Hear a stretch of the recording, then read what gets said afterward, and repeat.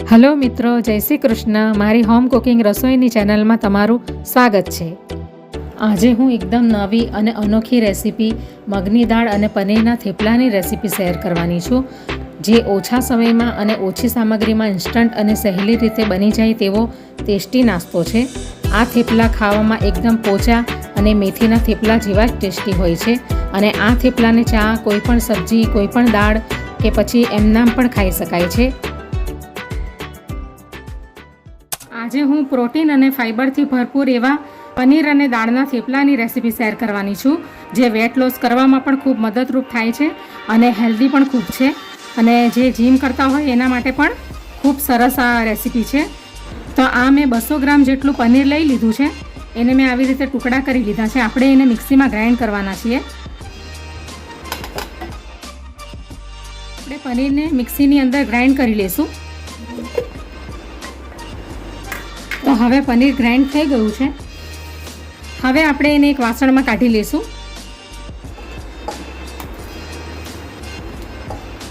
આવી રીતે એનો ફાઇન પેસ્ટ કરી લેવાની છે મિક્સીમાં. તો આ રીતનું આપણે પનીરને પીસી લેવાનું છે એકદમ ફાઇન. હવે આપણે એની અંદર આ એક બાઉલ ભરીને મેં મગની દાળ બાફીને લઈ લીધી છે. એની અંદર થોડુંક મીઠું નાખ્યું છે અને થોડીક હળદર નાખી છે. એ આપણે લઈ લઈશું.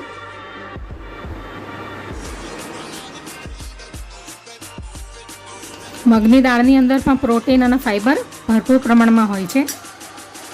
હવે આપણે એની અંદર મસાલા નાખીશું. તો આ 2 ચપટી જેટલી હિંગ લીધી છે અને સ્વાદ અનુસાર મીઠું લીધું છે, કારણ કે દાળની અંદર પણ થોડુંક મીઠું નાખેલું છે. અને 1 ચમચી ધાણા જીરું પાવડર છે અને આ અડધી ચમચી હળદર છે અને આ પોણી ચમચી કાશ્મીરી લાલ મરચું છે એ પણ. અને આ વચ્ચે ચીલી ફ્લેક્સ છે, એ નાખી દઈશું આપણે અંદર. હવે 1 મુઠ્ઠી આપણે કોથમીર નાખીશું, ઝીણી કટ કરેલી. થોડો અડધી ચમચી જેટલો આપણે અંદર ચાટ મસાલો નાખીશું, અડધી ચમચી જેટલો.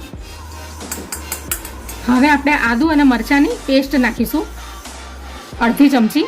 તમને જે પ્રમાણે સ્પાઇસી જોતું હોય એ પ્રમાણે તમારે લઈ લેવાનું. હવે આપણે એની અંદર ઘઉંનો લોટ નાખી દઈશું 2 વાટકી. તો 2 વાટકી આ લોટ આપણે લઈ લેવાનો છે અંદર.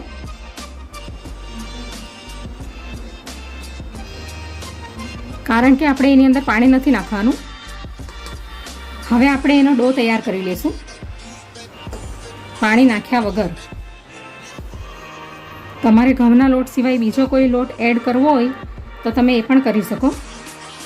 જુવાર છે, બાજરી છે, રાગી છે. આપણે રોટલીનો લોટ બાંધીએ છીએ એ પ્રમાણે આપણે એનો લોટ તૈયાર કરી લઈશું. અગર તમારાથી લોટ વધારે પડી ગયો હોય તો તમે અંદર 2 થી 3 ચમચી જેટલું પાણી પણ એડ કરી શકો. અને ઢીલો થઈ ગયો હોય તો લોટ તમારે અંદર ઉમેરી દેવાનો. તો હવે આને 2 થી 4 મિનિટ સુધી આપણે બરાબર એને ગૂંથી લેશું. આપણે થોડું અડધી ચમચી જેટલું ઘી ઉપર નાખી દઈશું. હવે આપણે બરાબર મસળી લેશું, બરાબર એકદમ. તમારે વેટ લોસ કરવો હોય તો તમારે આ ઘી, તેલ અવોઇડ કરવાનું. તો આ રીતનો ડો આપણે તૈયાર કરી લેશું. આ રીતનો, બહુ કડક પણ નહીં અને બહુ નરમ પણ નહીં, આ રીતનો મીડિયમ. હવે આપણે એને 10 મિનિટ રેસ્ટ કરવા મૂકી દઈશું ઢાંકીને.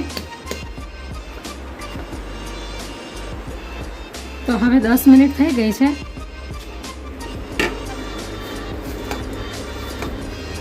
તો હવે પનીર અને મગની દાળના થેપલા બનાવવાનું સ્ટાર્ટ કરીએ.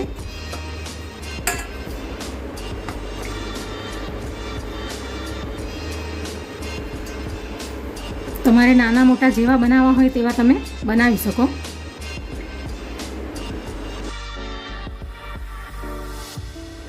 આવી રીતે આપણે લુઓ લઈ લેવાનો. હવે એને આવી રીતે ગોળ શેપ આપી ને આપણે આવી રીતે આપણે લોટની અંદર આવી રીતે ડીપ કરી ને હવે આપણે એના થેપલા વણી લઈએ.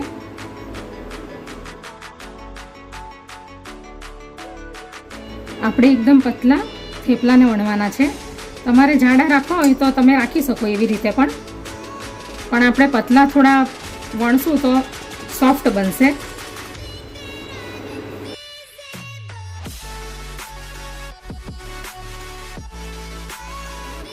આવી રીતે ગોળ આપણે પતલા અને ગોળ વણી લેવાના.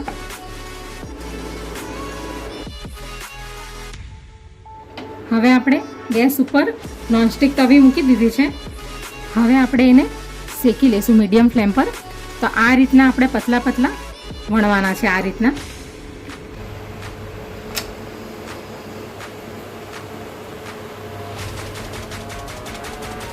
હવે આપણે થેપલાને પલટાવી લઈશું. એવી જ રીતે આપણે બીજો થેપલો પણ તૈયાર કરી લઈશું.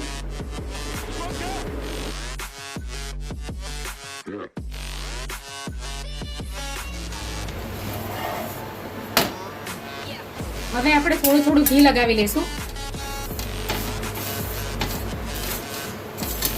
બંને સાઈડે આપણે ઘી લગાવી દઈશું.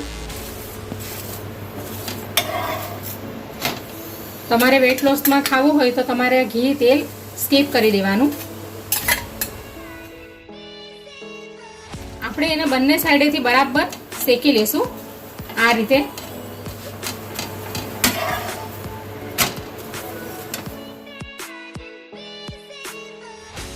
તો હવે એક થેપલો રેડી થઈ ગયો છે. એવી જ રીતે આપણે બીજા બધા થેપલાને રેડી કરી લઈશું.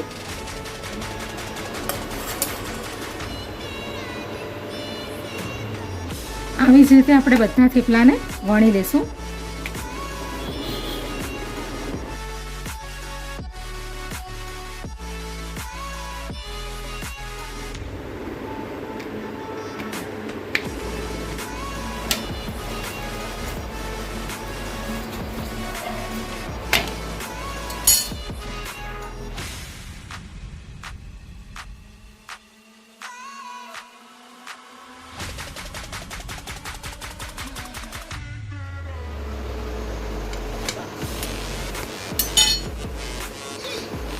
તો હવે બધા પનીર અને દાળના થેપલા રેડી થઈ ગયા છે.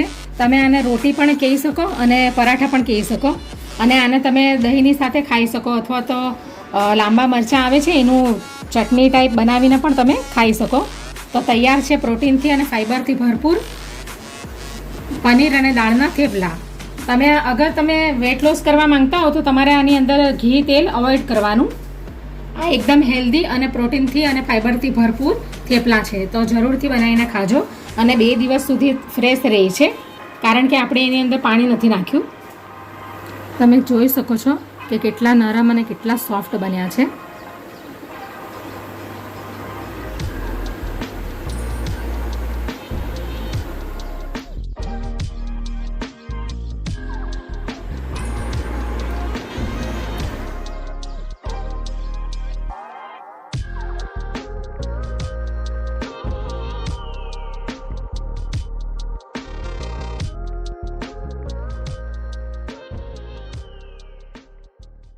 Audio Jungle.